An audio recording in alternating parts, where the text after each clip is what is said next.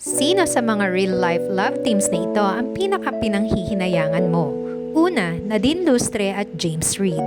Naging opisyal na magkasintahan noong February 11, 2016. Ilan taon ding pinakilig nila tayo, almost 4 years.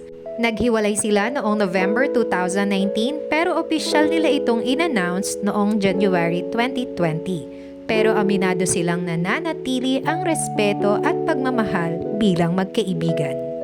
Next naman ay sina Catherine Bernardo at Daniel Padilla, isa sa pinakasikat na love team sa kanilang henerasyon. Inamin nila ang relasyon noong 2018, pero nagsimula raw silang maging official as early as 2012. More than a decade ang pagmamahala nila, 11 years. Kaya nang inanunsyo nila ang hiwalayan noong November 30, 2023, maraming puso ang nadurog. Next in line naman ay si Barbie Forteza at Jack Roberto.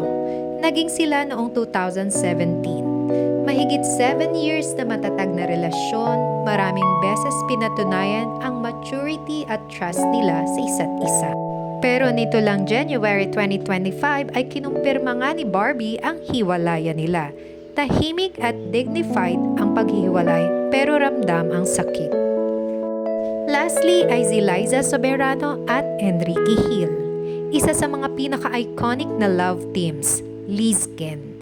They started dating in October 2014. Tahimik lang ang lahat noon, walang kumpirmasyon, pero alam ng fans may something special sa kanilang dalawa. February 2019, sa wakas inamin nila sa publiko, yes, kami na since 2014 pa.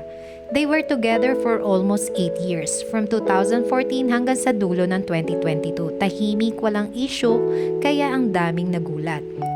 Nito lang August 2025, in a podcast documentary called Can I Come In, Liza revealed na matagal na pala silang hiwalay since late 2022 pa.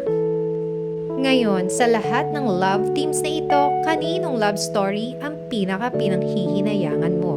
At sino sa kanila ang wish mong sana magkabalikan pa rin? Please don't forget to leave a comment.